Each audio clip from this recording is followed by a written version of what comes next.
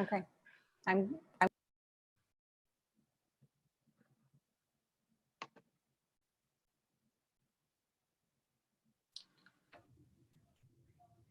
Hi, good evening, Common Field. Thank you for joining us for a live and online Common Field all together session titled Notas a la Calce, Footnotes from the City. My name is Ashley DeHoyos. I'm the curator at DiverseWorks here in Houston, Texas, and today I have the pleasure of welcoming you to our virtual online session. Before we begin, I'd like to take a moment to introduce a few people.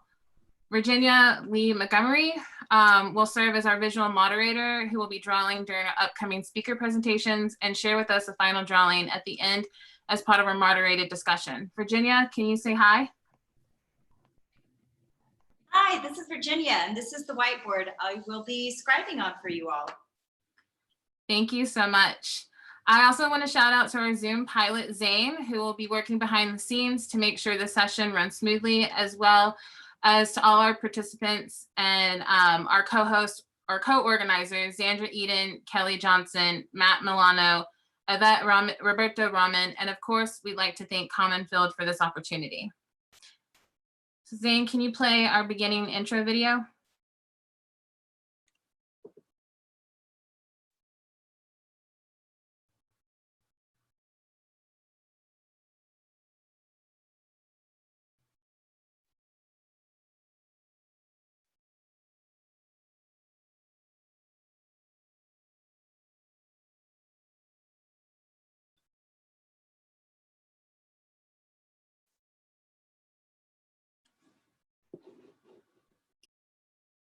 Sorry about that, guys. Had a small technical challenge. I'm ready to go now.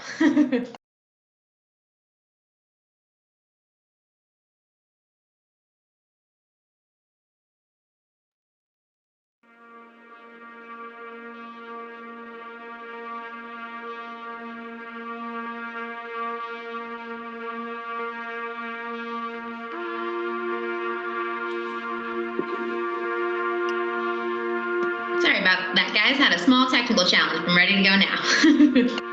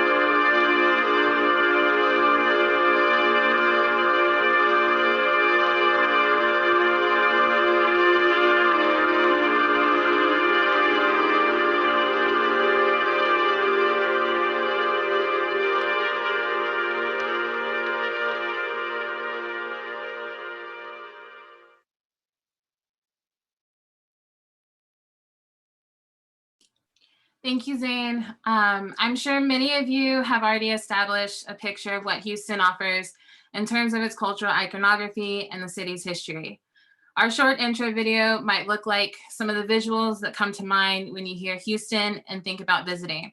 Perhaps you've had a vision of running into local musicians like Houston Sisters, Beyonce, and Solange Knowles, or meeting A-Leaf's Lizzo or Toby Nwigwe, or maybe running into Paul Wall in the North Side. Perhaps you've imagined slowing down and driving through one of the city's major highways, or you heard about our oil and gas industry, or picture all of us in some type of Western wear. Maybe you've had visions of tasting your way through Houston by filling your belly with local Tex-Mex, Southern style cuisine, or hitting up one of our local Vietnamese restaurants for a banh mi. Perhaps you have ideas about visiting iconic spots like NASA, the Manalo Collection, or the Museum of Fine Arts, and maybe even that new Anish Kapoor cloud column. But perhaps this isn't your vision of Houston at all. It certainly isn't our vision, and it isn't our whole story. As a city that is always expanding and increasingly shifting in demographics, this Houston-based session, which would have taken place this weekend at Common Field's in-person convening, brings together 11 Houston voices to offer an additional insight to Houston's art and culture scene.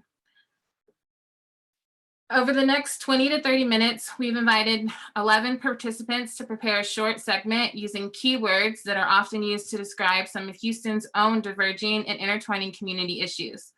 Following, we'll have a 30 to 40-minute conversation regarding these keywords and our presenters' presentations. Once you hear the keywords, you'll realize they are words that are part of a consistent vocabulary that intersects all of our artistic practices and are often used to frame narratives and projects by the artists and arts organizers across the nation. We ask in this session, how does language change geographically? What power do these keywords have? And what do we really mean when we use them? We had originally hoped that this session would ground you physically in our city, but today we do so digitally. Without further ado, I present to you Notas a la Calce, Footnotes of the City.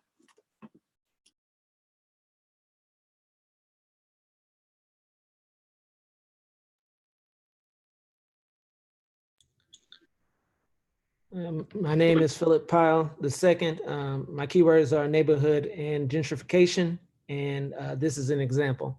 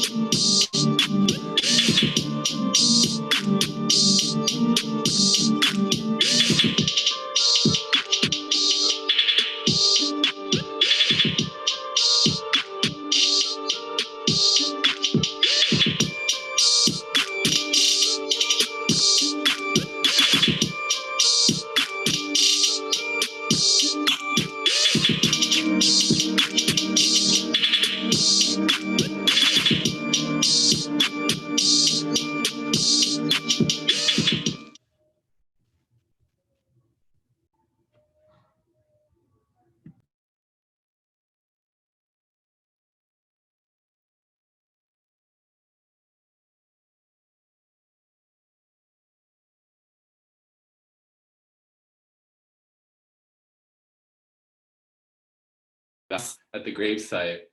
What does it mean to be a thing always returning, always coming back to itself? Thing is, it's always been wrong around here. Redo, turn around, come back, insist, a move. Pauline Oliveros listens. Still, I throw myself down, wail, cry, fetal position. A friend doesn't approach. I don't know why. I cry harder till I rouse myself from sleep. Literally decades, relearning epigenetically how to grow plants in a place where summer burns tomatoes and jalapenos yellow, brittle. I feel so alone, said the plant to the artist. So she came to our house and clumped the pots into an altar. For once, I want the leader to be more unsettled than the members. For once, the manager more unsettled than employees. The dirt says, I know how to go about unsettling settlement. Settle, from the word sit, settle, meaning also reconcile, reckon with sitting. Language of intimacies, intimate signified, voiced or signed, a clump, a knot of tears. Cecilia Vicuña whispers in my ear, inside, intimidation, timid. The sand murmurs, timidity. Glass is a shifting liquid, said Lorenzo Thomas. A shame nobody understands shy glass. An altar, suppressed, a time, unsettlements, misdirect, continually. Summer, okra, Malabar, banana, papaya. The poem also a process, procedure, convoking, ritual, a manner, stop time, pause, reminder, flow, gush. Time to unsettle, the settled, settle up.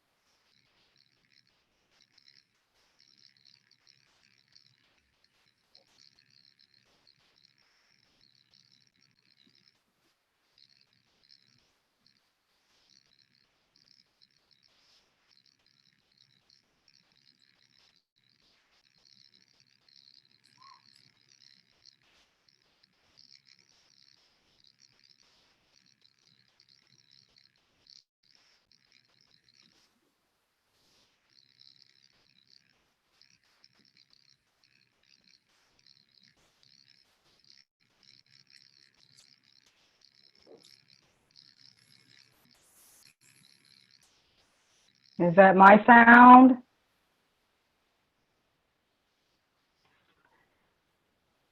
Yes. Take a moment wherever you are to take a breath and feel how your body feels in this moment. Take a breath for this beautiful spring day that we've had so far, and then breathe for this precious moment which we cannot recreate. And then another for the day and the night to come. We have all gathered here at the realms of technology and participation in the new normal, today on opposing sides of pixelated screens. I can't help but be in tune and aware of what it means as a human, as an artist, as a woman living outside the structures and protections of social normalcy to be sustainable. To focus on sustainability is an all-time focus now. Where will we be? Where will our next meal come from? But moreover, where will we be in the next opportunity, and where will that opportunity come from? After so many opportunities have been canceled and postponed, the opportunities that provide these meals, shelter, and creature comfort. What are the moves and dives I must make to make sense of all of this? I have been in Houston my entire life, with the exception of traveling around the world.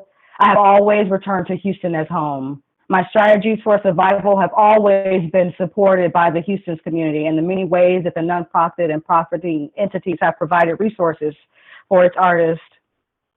For 20 plus years, I have worked and grown and earned in this city that I call home. And although she is well sprawled out and vast, Houston has so many pockets of community, and I have found most of these pockets to be penetrable, accepting, and sustainable.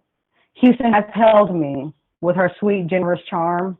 And in a huge blue city, thriving in a red sea, this is also very interesting to me.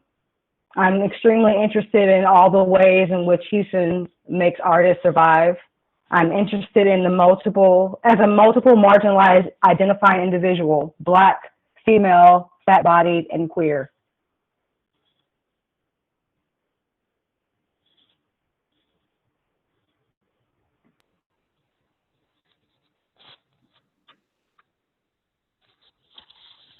Welcome to the South. Oh, wait, you're not probably in the South, but welcome to the South anyways. At least that's what my tramp stamp says.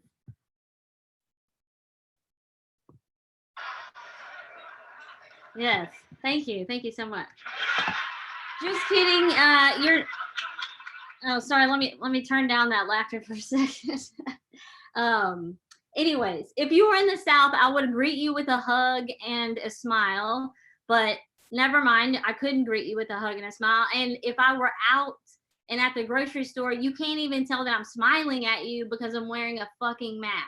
And I hate that shit because I'm friendly, motherfuckers. I'm friendly, and I want you to know that I'm smiling at your ass.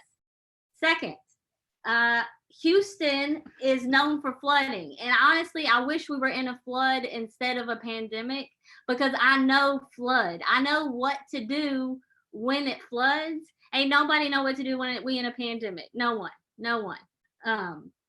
Second, the bars are still open during the fucking floods.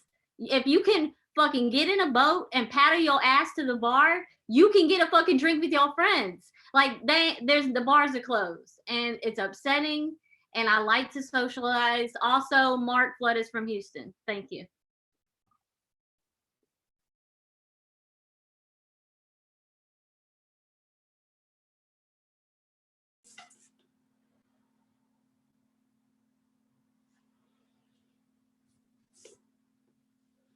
When I think about it, you can think about all about what hustle is, and what Houston does is what the hustle is, the sprawl of it, the call of it. It's a calling. We all are welcomed to come on in. We have the space for it. We have enough space for it, for a space for it. And in addition to that, we add 3 extra wards for it. We have enough space for it. How we say already and mean it, but if we had to say it, then you know that we meant it, even if the speech draw is a slow stew. When we speak, it sits and brews like a record that is screwed, but all things are good that will become great when they're fermented. It's the sprawl of it, it's the call of it, but it's never our fall from it.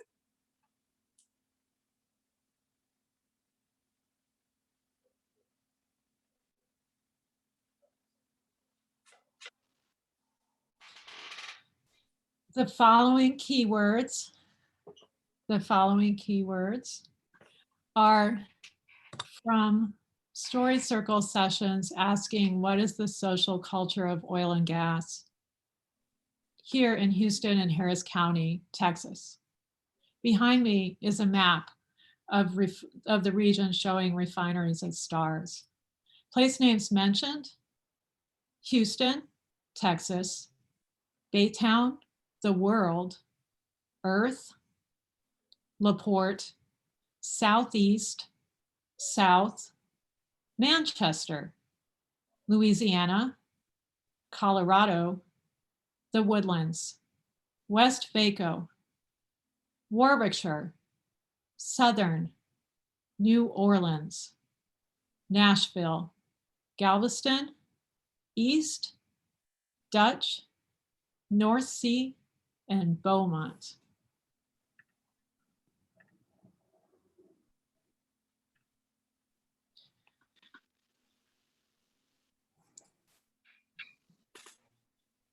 So I should still be here. Oil was mentioned 43 times. Companies were mentioned 24 times, including Shell, Esso, Chevron, Valero, Exxon, Mobil, and DuPont. Work, and working 36 times. Gas, 17 times. Plants, 17 times. Cars, and auto, 16 times. Fracking, fractionation, fracked and fracked 12 times. Gender and gender roles were also discussed.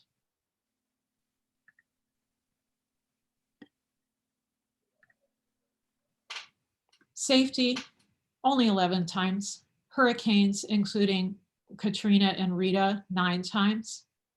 Environmental, only 4 times. Breathing, 5 times. Fire, 4 times. Emergencies, 2 times.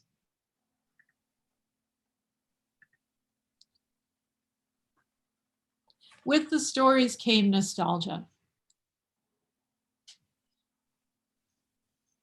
Years or time, 25 times. Communities or city, 12 times.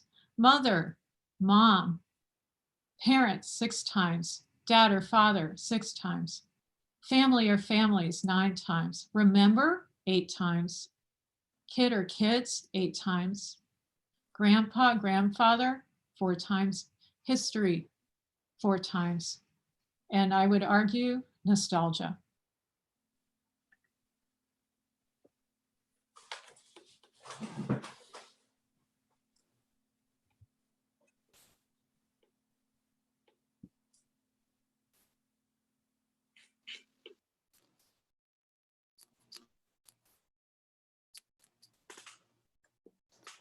Hello, everybody. So my 2 words are nostalgia and home. Nostalgia is a word that often comes up in my work, and for so long I've avoided using it due to the stigma that comes with it. It's something I'm still trying to understand and maybe come to terms with. So I don't know how one can be nostalgic for something they've never had. These photographs that you see are from my former neighborhood and my hometown in South Los Angeles, shot in film and later scanned. They depict these facades of homes and different areas along the decommissioned railway that runs through it, mostly abandoned industrial structures and small businesses. At the time, the population was primarily Hispanic and African American working class. That was 2010, around there. So right after the market crash when people had been losing their homes. I was fascinated by the way people had carved out space, and each space had a sort of personality. The different kind of fencing, plants, and other embellishments. Looking back today, I see these spaces that once were. Back then, I had no idea I was photographing spaces that would no longer exist in 5 or 10 years later. I didn't fully grasp an understanding of gentrification until it had already happened. nor the importance of photographing and archiving one's own history. So this idea of home and this idea of being migrant permeates everything that I do. Several years later, in 2019, I decided to photograph parts of Houston that reminded me of LA. Though done digitally, I aimed to shoot in the same exact way I had previously done in film.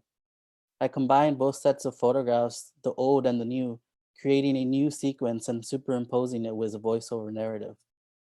They're an attempt at unpacking the overlapping of these dichotomies between past and present, between familiar and the unknown, between having and not having, between still and moving, between sound and silence, between analog and digital, between leaving and arriving, between being and becoming, between ephemeral and permanent, between precarity and stability, between abandon and belonging, between physical and metaphysical, between body and land land and structure, constantly shifting and evolving, and yet somehow always present and projecting forward these ideas of home.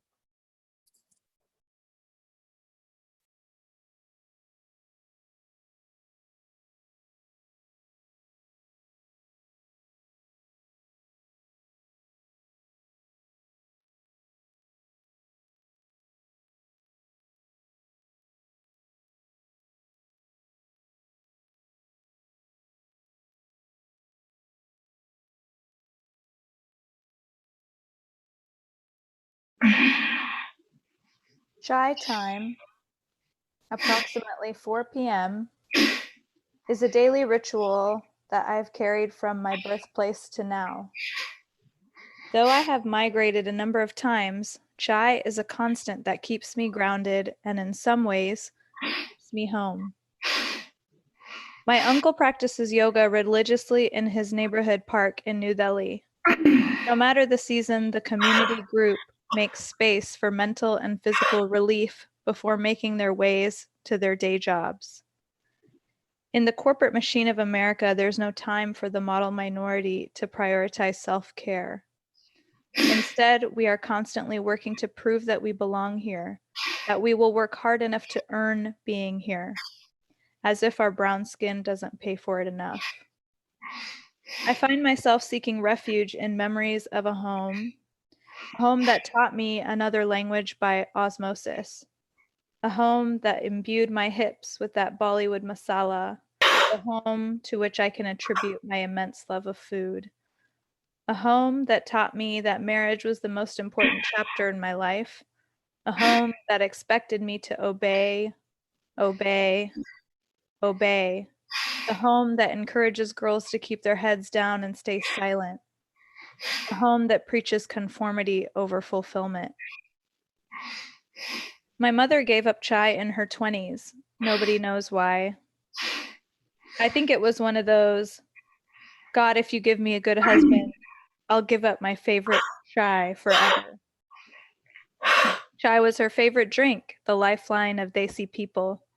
Now she drinks coffee, instant, Folgers, light roast, bought in bulk from Costco, microwave to perfection. When you move to America, a switch goes off in your head. Everything you valued and knew to be true from your previous home is turned off, and your mind turns on to a shiny new culture that you must graciously assimilate to.